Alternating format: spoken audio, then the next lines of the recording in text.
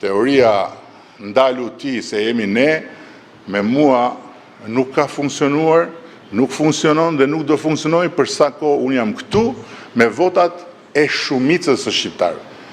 Dhe kush thot ne jemi populli, duhet të mendohet mirë, sepse populli është ai që flet ditën e zgjedhjeve.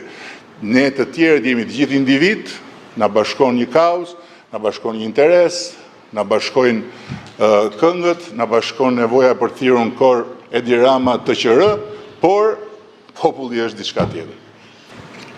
Eksiola Sheu, Euronews Albania, pyetja ime është për ju, zoti Rama. Kapitulli për mjedisin është konsideruar më sfiduesi në procesin e integrimit europian. Në këto kushte, investimi që do të kryet në zonën e Zvërnecit, a do të jetë në përputhje me standardet e Bashkimit Evropian për mbrojtjen e mjedisit, duke patur parasysh se zona është peizazhi i mbrojtur kategoria e 5. Faleminderit. Po mirë tani, çfarë pyetje është kjo? Sepse unë besoj që kjo pyetje përgjigjen e ka brenda. Si mundet ne të bëjmë një projekt i cili është një projekt në një peizazh natyror dhe të mos respektojmë standardet e Bashkimit Evropian.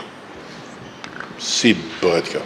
Kjo ka një mundësi të bëhet, po, që ne të mbyllim procesin me Bashkimin Evropian, t'i themi faleminderit shumë, ne do shkojmë me Kinën, edhe nuk do merremi me këto në thojza cicmisët tuaja, por ne nuk e kemi këtë alternativ, e kam thënë dhe përsëris. Dhe ja them këtë të gjitha atyre që hera herës thonë ç'na duhet Europa plak, ç'na duhet Europa, është ajo fjala tjetër, e dini ju, etj, që ajo Europa plak është e vetmja që na duhet ne. Të mendosh për një alternativ ndaj asaj Europe, duhet pranosh që ka një alternativ ndaj lirisë individuale, duhet pranosh që ka një alternativ ndaj sundimit ligjit, dhe duhet pranosh që ka një alternativ ndaj bashkimit që bën fuqinë.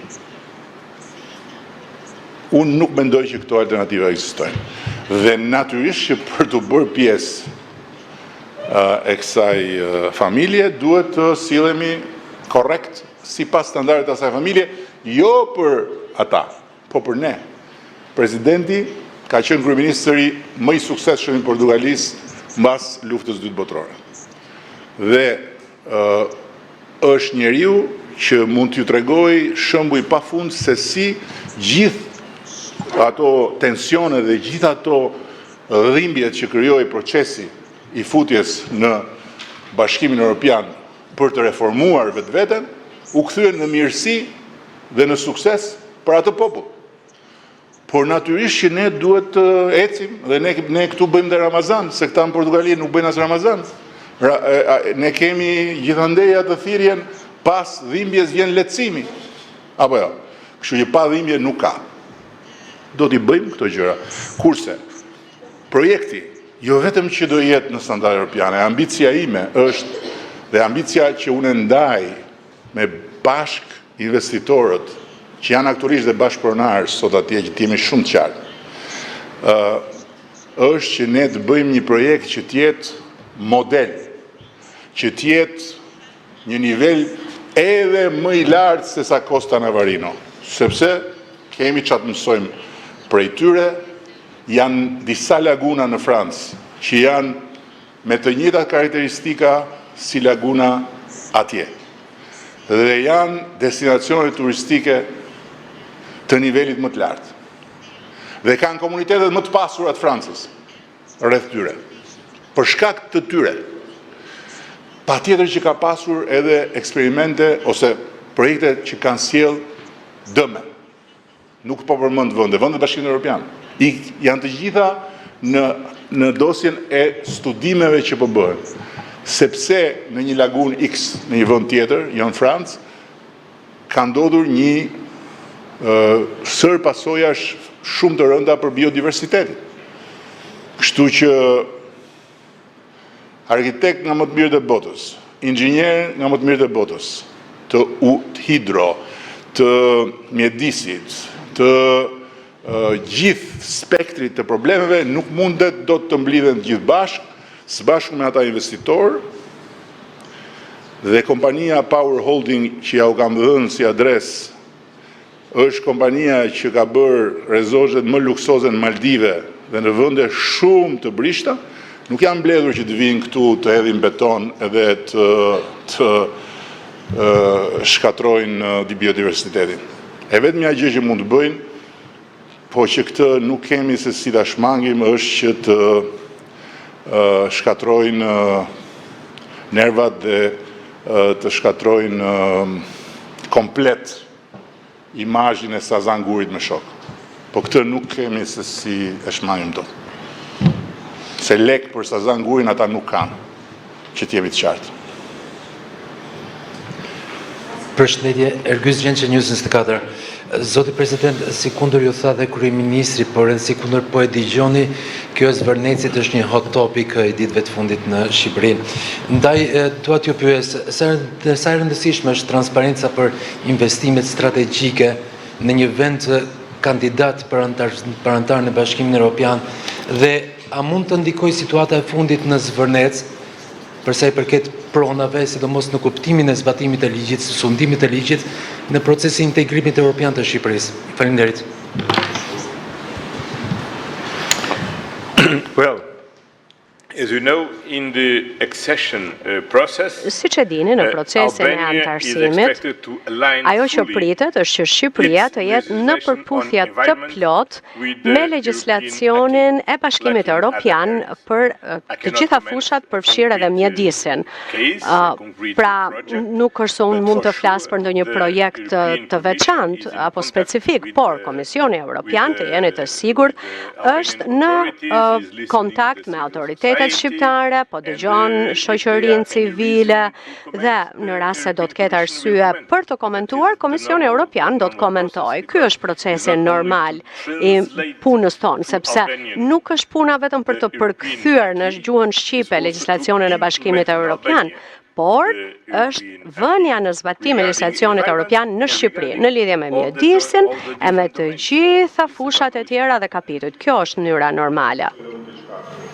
Për transparencën. Transparencën për një proces apo një projekt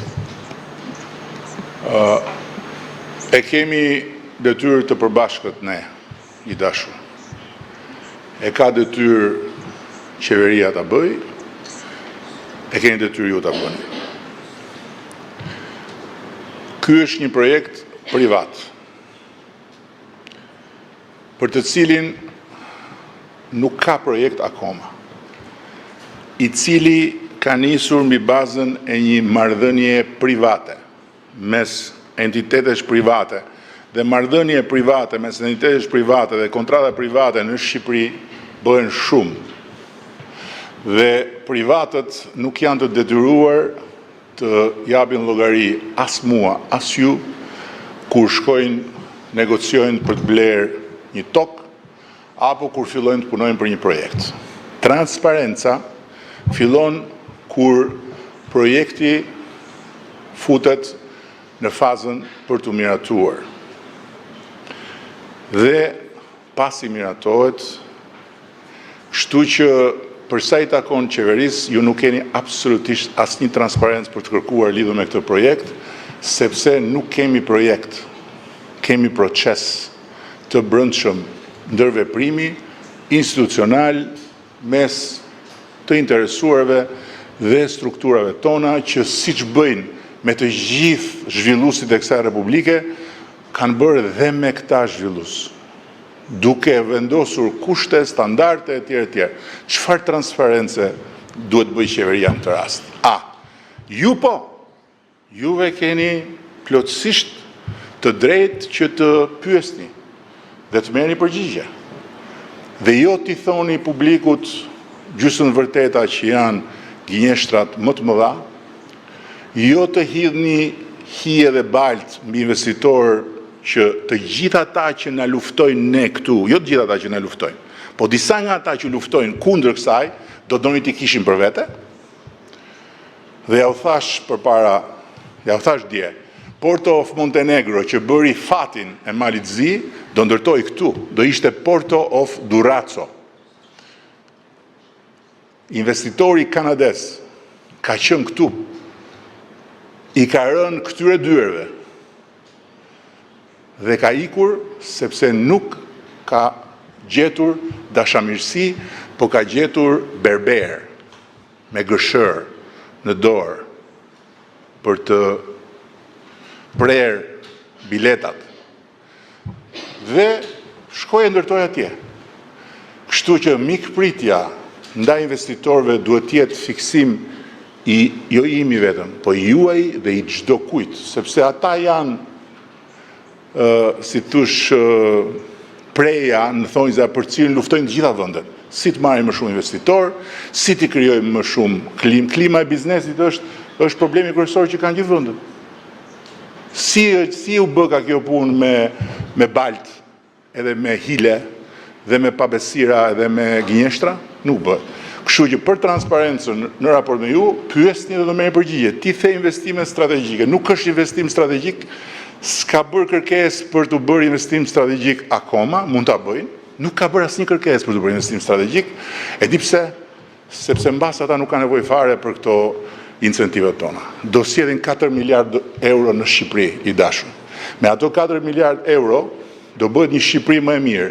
Dhe edhe pronari yt do të deklarojë pastaj rrogën që t'jep ty dhe rrogën që jep tjerëve. Mbase. Kështu që shikoni këtë gjë pak më gjerë, transparencën ta bëjmë të plot për sa na takon. Dhe mbi të gjitha, kjo nuk erdhi sot. Kjo ka 2 vjet që është publikuar. Dhe unë e kam thënë më shumë se sa një herë, Sazani është një projekt që lidhet me një tokë publike. Dhe aty, ne kemi si shtet detyrat tona. Ky është projekt privat. Kur të vi tek ne për të marrë miratimin si gjithë tjerët, to bëhet publik dhe unë ditë them vetëm kaq. Nëse ne do ta realizojmë ashtu siç unë besoj do realizojmë, të gjithë juve do jeni shumë krenar si shqiptar kur të thoni që Shqipëria ka një nga destinacionet më spektakolare të gjithë mesdheut. Dakord? Kjo është ambicia. Shumë faleminderit. Dhe sorry Mr. President for the hot topic, but what is hot is hot. Për temën e nxehtë, por çfarë është e nxehtë është e nxehtë.